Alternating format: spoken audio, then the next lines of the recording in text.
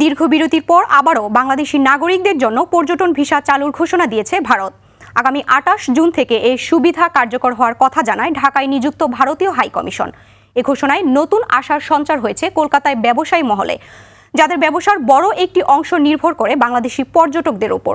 কলকাতা প্রতিনিধি পরমাশিস ঘোষ এর প্রতিবেদন, জানাচ্ছেন ইমতিয়াজ আহমেদ। ঢাকা ও নয়াদিল্লির সম্পর্কে সাম্প্রতিক ইতিবাচক বার্তার প্রভাব পড়েছে কলকাতার ব্যবসায়িক মহলে।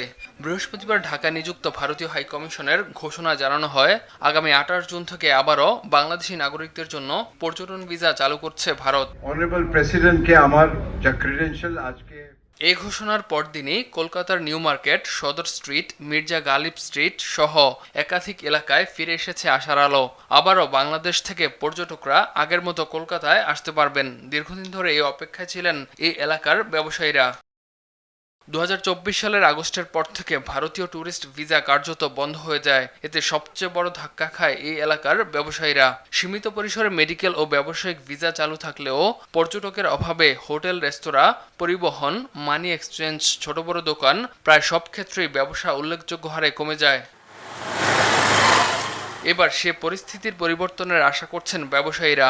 তারা বলছেন, বাংলাদেশি পর্যটকরা শুধু ক্রেতাই নন, বছরের পর বছর ধরে এই এলাকার অর্থনীতির গুরুত্বপূর্ণ অংশ তারা।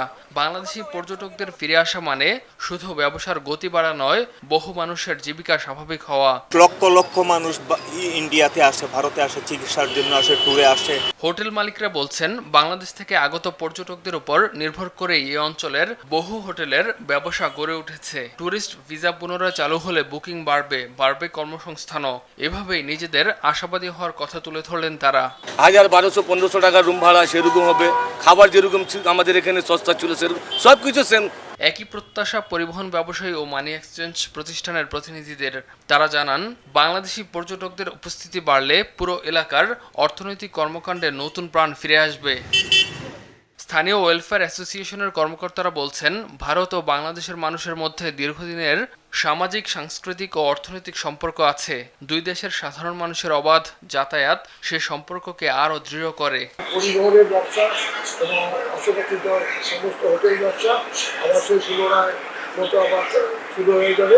অন্যদিকে কলকাতায় অবস্থান করা বাংলাদেশি পর্যটকদের প্রতিক্রিয়াও উঠে এসেছে একই বার্তা। তারা বলছেন, চিকিৎসা, কেনাকাটা, শিক্ষা কিংবা অবকাশ বিভিন্ন প্রয়োজনে বহু বছর ধরেই বাংলাদেশের মানুষের অন্যতম প্রিয় গন্তব্য কলকাতা। ট্যুরিস্ট ভিসা পুনরায় চালু হলে দুই দেশের মানুষের যোগাযোগ আরও সহজ হবে, যা উভয় দেশের সাধারণ মানুষের জন্য ইতিবাচক। ট্যুরিস্ট ভিসা চালু করবে, আলহামদুলিল্লাহ এখন পর্যন্ত নিউজটা খুব বিজনেসটা খুব ভালো হয়ে যাবে। সব মিলিয়ে ভারতীয় হাইকমিশনের ঘোষণাকে ঘিরে কলকাতার ব্যবসায়ীরা আবারও আশায় বুক বাঁধছেন। ব্যবসায়ীদের বিশ্বাস, আগামী ২৮ জুন থেকে যদি নিয়মিতভাবে পর্যটন ভিসা প্রদান শুরু হয়, তাহলে দীর্ঘ প্রায় ২ বছরের স্থবিরতা কাটিয়ে আবারও প্রাণ ফিরে পাবে কলকাতার এই ঐতিহ্যবাহী ব্যবসা কেন্দ্রগুলো। ইমতিয়াজ আহমেদ, RTV।